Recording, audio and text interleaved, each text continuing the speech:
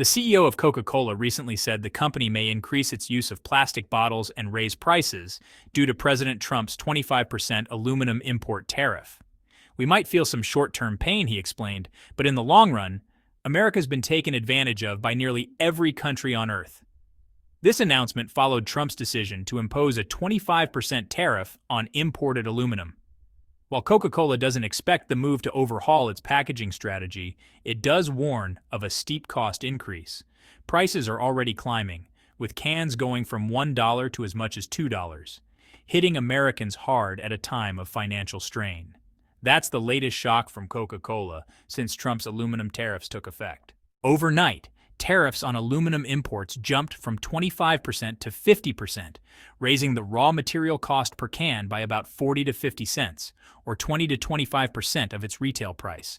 The impact is severe. Billions of Coke cans produced in the United States are now more expensive to make, affecting over 200 million American consumers. With inflation rising, what was once a casual, affordable drink is becoming a costly indulgence. But today's story isn't about flashy boardroom decisions. It's about real life. It's about Americans on lunch breaks, sharing laughs at diners, now wondering if grabbing a Coke is worth the extra cost. When Trump rolled out the America First policy, his administration shocked the market by hiking aluminum tariffs from 25% to 50% overnight. Speaking at a steel mill in Pittsburgh, he declared, "We can't let foreign nations drain America dry," rallying support from factory workers. Within days, domestic aluminum prices soared.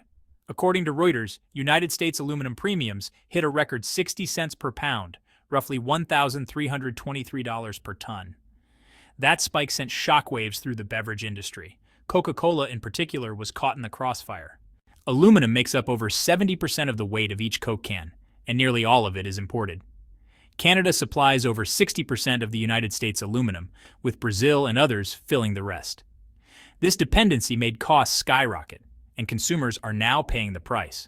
What's worse, America's domestic production simply can't keep up. Since 1980, United States smelters have dropped from 33 to just 6, and only 4 are partially or fully operational today. According to the United States Geological Survey, utilization hovers around 52% of total capacity. More than half of all aluminum must still be imported. Restarting domestic production isn't a quick fix. It would take 2 to 3 years and billions in infrastructure investment, plus the high electricity costs that cripple the industry. In the meantime, canning plants are passing those added costs straight to consumers. Each can of Coca-Cola now carries an extra 40 to 50 cents in aluminum premiums, about 20 to 25% of its cost. That's not just a jump from $1 to $2, it's a wake-up call. An icon of affordable refreshment now comes with sticker shock. Coca-Cola's situation shows what happens when trade protectionism overshoots. The goal was to protect American manufacturing, but instead, it's hurt downstream industries where raw material costs dominate. The problem? The tariff was rushed, with no plan to help domestic producers ramp up. As a result, the cost burden hit hard, just as summer demand was peaking. And so, the first batches of Coke cans made under the new tariff rolled off the line with soaring input costs. More than 200 million Americans are now shouldering the fallout. At stores nationwide, Coke is no longer a casual grab, it's a financial choice. Will American soda drinking habits shift? That's the question we explore in the next segment. Since the new 50% aluminum tariff came down, input costs for beverage packaging have soared. Reuters reports that United States aluminum premiums reached 60 cents per pound, translating to about $1,323 per ton. To produce a single 12-ounce Coca-Cola can, using about 0.75 pounds of aluminum means an added cost of 40 to 50 cents. That might sound small, but across billions of cans and millions of consumers, the burden is enormous. This isn't Coca-Cola's first shock. When Trump first added a 25% tariff in 2023, Coke responded with a 3 to 4% retail price hike. But this new doubling of the tariff hits even harder. Coca-Cola now faces an impossible trade-off: raise prices and lose loyal buyers, especially younger and lower-income customers, or eat the cost and lose hundreds of millions in profits. Some thought switching to plastic could help, but PET bottles are 5 to 7 cents more expensive than cans and clash with Coca-Cola's sustainability goals. Glass is greener, sure, but heavier and breakable, adding 15 to 20% in shipping costs. This crisis isn't just about Coke, it's a warning about unplanned trade policy. Without a roadmap to scale up domestic production, these sudden tariffs left consumers footing the bill. U.S. smelters are still only at 52% capacity. Ramping up will take years. In the meantime, consumers are outraged. Even flashy promotions and bundle deals can't cover the fact that prices have nearly doubled. According to early NPD Group data, Coke sales dropped 8 to 10% within the first week of the tariff hike. As inflation creeps across every sector, that decline could grow worse. Coca-Cola is stuck choosing between popularity and profit, and neither choice comes easy. When consumers learn there's a 50% surcharge baked into every can, many will ask, can Coke win back trust? That depends on its next steps. For now, the humble soda can has become a symbol of an unforgiving trade war. To stay afloat, Coca-Cola had to act fast. One of its first moves was to shift some can production to facilities in Mexico and Brazil, where labor and operating costs are lower. But even that offered no real escape. Under the new policy, all imported aluminum cans, no matter where they're made, carry the 50% tariff. In Brazil, for example, after a technical delay was cleared at one partner facility, shipments back to the United States were still hit with the full duty as soon as they reached American ports. With the U.S. market becoming more hostile, Coca-Cola pivoted hard toward international growth. In the first quarter of 2025, its earnings showed a 3% drop in North American volume. Despite the challenges, global sales continued to grow, largely thanks to rising demand in China, India, and Brazil. In fact, Coca-Cola Zero Sugar alone saw a 14% increase in volume across those markets. This not only provided a cushion against the tariff blow, but also proved that Coca-Cola's multi-market approach, which leadership has been aggressively reinforcing this year, is paying off. However, the push to reduce costs didn't end with moving production. In a shareholder report, CFO John Murphy revealed the company was using multiple strategies to cut expenses, including pausing certain R&D efforts and slashing marketing budgets to protect cash flow. According to insiders, Coca-Cola cut around 10% of its global advertising budget and temporarily suspended sponsorships of major music and sporting events, waiting for trade tensions to ease. Still, the belt-tightening has weakened Coca-Cola's media presence, raising concerns about how well it can compete in the long run with rivals like PepsiCo, which continues pouring money into brand visibility. Not wanting to see America's favorite soda turn into a luxury item, Coca-Cola also led the charge in forming a food and beverage coalition. Companies like PepsiCo, Monster Beverage, Keurig Dr. Pepper, and others joined forces to lobby the U.S. government to reduce the aluminum tariff to 30 to 35% and relieve pressure on domestic output. Just after the coalition launched, Canada's Chamber of Commerce blasted the U.S. for hiking tariffs, accusing it of disrupting cross-border supply chains and endangering a key industrial sector. So far, however, U.S. officials haven't offered any meaningful relief, leaving coalition members uneasy about what comes next. Coca-Cola's response, from relocating production and tapping new markets to cutting spending and lobbying lawmakers, shows the intense strain a 50% tariff puts not just on one company, but on the entire bottled drink industry. As U.S. consumers become more price-sensitive, Coca-Cola's struggle, flashy branding with little real traction in its home market, presents a serious hurdle for the company. In the days ahead, watch closely as the tension between protecting local industries and maintaining affordable consumer goods unfolds. The real question is whether Coca-Cola can find a sustainable way out of this historic tariff storm. When the aluminum tariff shot up to 50%, Coca-Cola wasn't the only one hit. The entire U.S. soft drink industry was jolted by a massive surge in input costs. Even PepsiCo, the name behind the iconic Pepsi, had to abandon its long-standing pricing stability, either increasing prices or absorbing the added cost to avoid losing customers.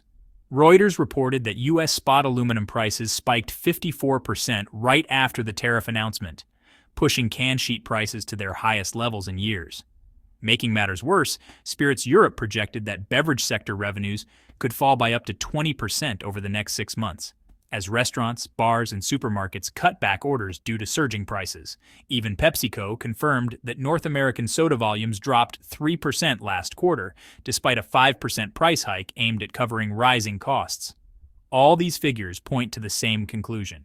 The U.S. soft drink industry could see a revenue loss of roughly 15 to 20% in just 6 months under the weight of this tariff. The pressure extended deep into the supply chain. Aluminum can makers had to reduce orders and scale back operations. An internal Alcoa report even warned that the 50% tariff could put up to 80,000 jobs at risk across the aluminum and packaging sectors.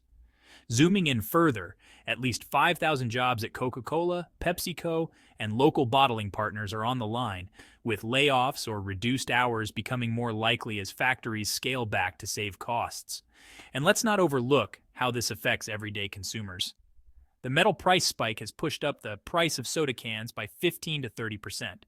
Where a 12-ounce can of Coke used to sell for $1, prices now hover around $1.25 to $1.30. Pepsi followed the same trend to protect its bottom line. For adults aged 21 to 54, especially students and hourly workers, these so-called minor increases translate into noticeable financial strain. Many are turning to cheaper substitutes like bottled water, tea bags, or low-cost sodas from lesser-known brands. Across the country, people have likely noticed fewer cans and more bulky plastic or glass bottles in campus cafeterias, office snack rooms, and convenience store coolers. And it's not just about pricing, it's about principle. People don't want to pay premium prices for what used to be an everyday treat. In fact, declining demand for aluminum cans has also disrupted the just-in-time inventory systems many retailers rely on, resulting in local shortages and price swings across regions. When something as iconic as a Coke can becomes a high-cost item, it sparks a sobering thought. If soda can be hit this hard, what does the future hold for other basic consumer products? And how will the broader U.S. economy weather this new era of trade tariffs? During the height of the tariff crisis, even Republicans began to show signs of resistance. In Georgia, businesses from can producers to convenience store operators warned that a 50% tariff could cripple the metal packaging sector, raise costs, and force closures. In Ohio, several Republican state lawmakers sent a formal request to the White House, urging them to scale the tariff back to 30% to protect beverage companies and thousands of jobs. Even in Washington, the House once debated a bill that would reduce the aluminum tariff to 30%, an effort aimed at supporting U.S. consumers and businesses alike. So far, however, it hasn't moved to a vote. On the national front, Senate Majority Leader John Thune made it clear he won't step in to overturn the president's tariff decision. He argued that Congress should allow this protectionist push to play out and prove its effectiveness in real market conditions. Without strong agreement at the top, state-level efforts to adjust the tariff face low chances of becoming law. Meanwhile, public reaction exploded across social media. According to TikTok Creative Center, the hashtag #SaveOurCoke has now appeared in more than 2 million videos. Thousands of users are posting comments like, "No more 99 cents. How is this still America's drink?" Young creators on TikTok and YouTube have flooded the platforms with reaction videos, showing Coke cans at double the price, a reality check for millions. Even PepsiCo, Coca-Cola's longtime competitor, saw an opportunity to strike. It launched a YouTube ad campaign promoting free glass bottles, subtly pointing out that while Coca-Cola struggles with aluminum tariffs, glass bottles avoid the added cost, helping consumers save money. At the same time, the Aluminum Association applauded the effort to increase local production but gave a stark warning. Building new smelters will take at least 5 years and billions in funding. That's time Mr. Trump simply doesn't have. As the group stated, the U.S. must start negotiating seriously with its 2 largest aluminum suppliers, Canada and Brazil. Early discussions show promise. Ottawa has expressed interest in backing a domestic sourcing plan in return for reducing the tariff to 35%. Experts say this kind of compromise could be reached before summer ends, helping to stabilize consumption levels and avoid retaliatory tariffs from key trade allies. From political standoffs to viral backlash and smart brand moves, it's clear that this aluminum tariff issue isn't just hurting Coca-Cola's bottom line. It's putting the entire U.S. soft drink sector and its supply chain at risk. With public patience wearing thin and lawmakers slow to act, the big question is, will this strict tariff stance be reversed in time to restore market trust? The ball is now in Mr. Trump's court. He must decide whether to stand his ground or make a policy shift before a deeper price shock hits American wallets. After all, What was once a $1 can of Coke has now jumped to $2, all because of one tariff decision. The increase from 25% to 50% in aluminum tariffs has pushed material costs up by 40 to 50 cents per can, driving retail prices to nearly double. The America First message was meant to protect homegrown industries. Instead, it sparked an economic backlash at the center of American life. And Coca-Cola won't be the only casualty. If the tariff holds, brands like Red Bull, Monster, and others could pull out of the U.S. to find more stable supply chains elsewhere. When prices rise and choices shrink, consumer trust in trade policy breaks down. It's a warning sign ahead of the midterms, as voters may start seeing protectionism not as a safeguard, but as a policy that works against them. So here's the big question. Is this the moment America realizes that protectionism doesn't always protect? Or are we about to see even more supply exits, price spikes, and inflationary pressure? Let us know. Would you still pay an extra dollar for a can of Coke? Or would you switch to cheaper alternatives to stay refreshed? Let's keep questioning the policy. Is this truly the best path forward, or just an expensive mistake? Don't forget to like, subscribe, and hit that notification bell so you're always in the loop with our latest updates.